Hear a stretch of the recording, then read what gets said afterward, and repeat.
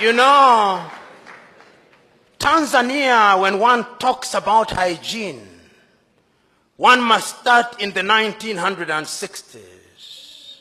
One must remember the Arusha Declaration and the nobility of the intentions of Mwalimu Julius Kambarage Nyerere. And that is why many of you may not know, but at one time it was suggested that he be made a saint of the Catholic Church. And the reason was very simple. This was a man who had ideas. This was a man who had clarity of thought. This was a man who could see the future almost with the exactitude of a Jewish prophet. This was a man who had the humility, almost like the humility of the carpenter of Nazareth.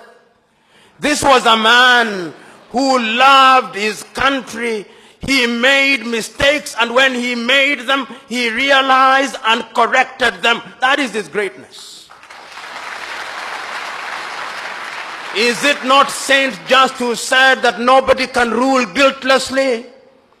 This is a man who found 120 plus ethnic groups and welded them into one nation, so that Tanzanians speak with one voice. You know, if you look at Tanzania and you ask your typical Tanzanian, what was the ethnic extraction of President Kambarage Nyerere? They do not know and they do not care. If you ask Tanzanians what was the ethnic extraction of the second president of Tanzania, Mzee Ali Hassan Mwinyi, the Tanzanians do not know and they do not care because it does not matter.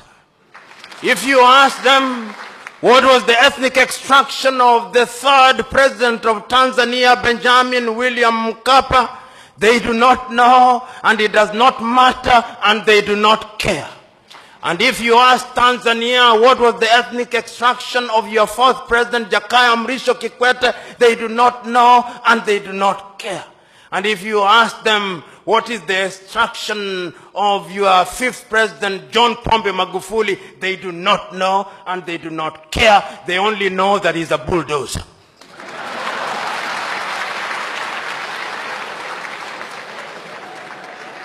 But you go to my country, Kenya, God save my country. God save my country. When you meet your typical Kenyan and you introduce yourself as John, they'll ask for the second name, not that they may know your full names, but that they may identify you with your ethnicity and pigeonhole you accordingly. When you go into that country, which is a great country in prospect, but which is being destroyed by negative ethnicity, you ask them who the first president of Kenya was, they'll tell you it was Jomo Kenyatta and he was Kikuyu, and we care. We want our Kikuyu president. And if you ask them who was the second president, they'll tell you it was Daniel Arap Moi of the Kalenjin extraction, and we cared because it was our turn to eat. And if you ask them who was the third president, they'll tell you it is Uhuru Muigai Kenyatta, and he is a Kikuyu, and we want him to continue because we Kikuyus and we Kalenjin only feel safe when one of our own is in State House. And if you ask the opposition and you ask the leaders, from my own ethnic group, the Luo of Kenya, the Luo will tell you we have been marginalized for too long. The time has come that God must smile upon us and our son must be the president. And if you ask the Luhyas, they'll say the same thing. That is the tragedy of gigantic proportions. I'm submitting to us that the country called Kenya needs political hygiene. I'm submitting to us that the country called Kenya needs to come to Tanzania here on a benchmarking tour, and that the President of the Republic of Kenya and all our parliamentarians should sit at the State House and be lectured by John Pombe Magufuli on the finer points of governance.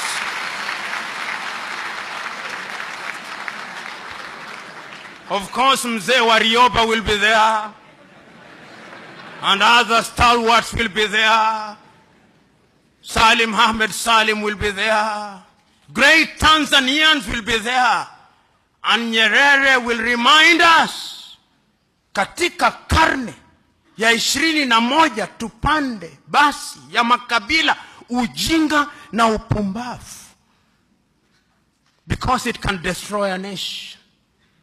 There is need for political hygiene in Kenya. An individual from my ethnic group called me, and he told me this. This time round we are taking it. And I said, who are we? And he told me, don't you know? I knew what he was saying, of course. And immediately I told him, never, ever appeal to my ethnic sensibilities. I did not go to school that I vote individuals because they come from my ethnic group. Tell me their agenda on health, their agenda on agriculture, so that if I vote for them, it should just be coincidental that we come from the same ethnic extraction. I'm submitting to us that even you, the electorate, when you are called upon to vote, vote right. I remember in 2007 when I attempted to seek a parliamentary seat, and I had a 10-point agenda with sera zangu. The people said, sisi hatutaki sera, tunataka karo. Then I told them subsequently that how is it, and I repeat it again here, you have been given an opportunity to elect. You elect a hyena to take care of goats, and then when the goats have been eaten, you wonder why.